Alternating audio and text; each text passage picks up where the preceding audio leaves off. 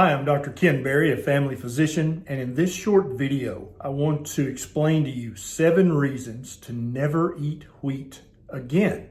Now, we've all heard of gluten and the effects that it can have on some people, but what you may not know is that wheat and all other grains contain a long list of substances that can cause negative effects to your health, both physical and mental. Now, if you're starving to death, wheat is much better than starving. But if you can do better than eating wheat or any other grain, then I highly encourage you to do so.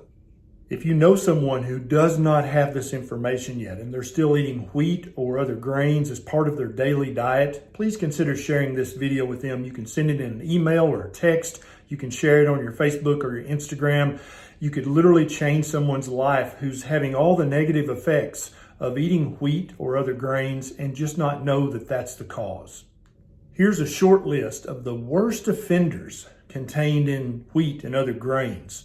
Alpha-purothianine, alpha-amylase trypsin inhibitor, peroxidase, thioredoxin, lipid transfer proteins, serine proteinase inhibitor, thaumatin-like protein, gliadin, thioreductase, 1-cis-peroxiredoxin, and serine protease-like inhibitor.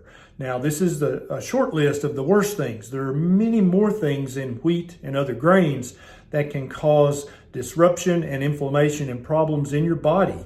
This is just a list that I wanted to stick to. You can find all of the resources I used to make this video in the show notes below, all the research. And then there are links within that research that break out each one of these substances in detail and explain what it actually does in your body negatively. Now let's talk about 7 specific reasons that you should never eat wheat or really any other grain ever again. So number 1, the gliadins I talked about earlier, they actually stimulate your appetite. They can block leptin, which is your satiety hormone or one of them, and they can actually have other effects in your brain that stimulate an inappropriate appetite. And we've all had that sensation after eating a big bowl of pasta or half a pizza or the whole pizza, and then you still have room for dessert. And that's part of the reason that you should really avoid all grains, including wheat.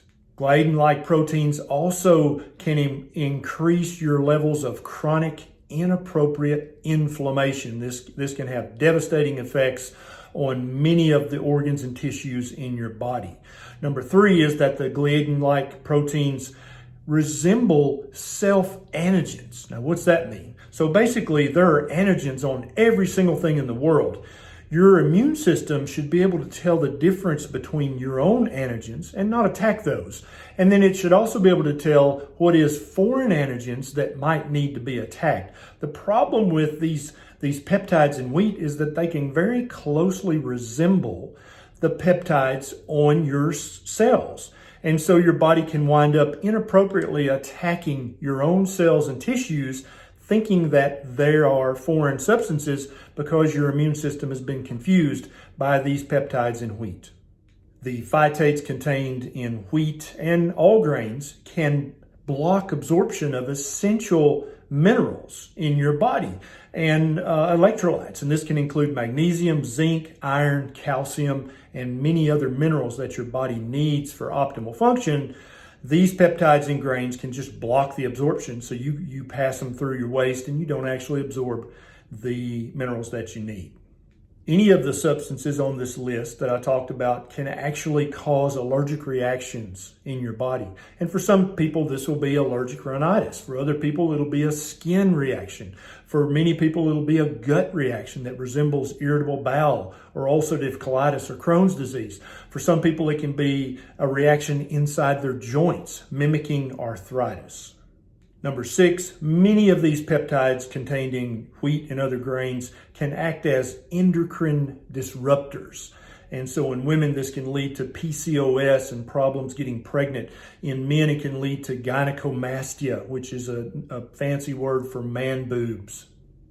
And number 7 on this list is in many respects the most important, not because of the amount of damage it does, but because how susceptible it makes you to an addiction to the processed foods that are made from wheat and other grains. Several of these peptides in this list can actually attach to the mu opiate receptors in your brain, so they can give you actually a positive feedback like morphine or like Oxycontin. Now, it's not as strong as these habit-forming drugs, but for many people, they're very susceptible to this, and they can develop food addictions and eating disorders. And now, do you think for one second that the big food corporations don't know about this and don't cash in on this so that they know that they've got a steady stream of income coming from you because you're addicted to their processed foods?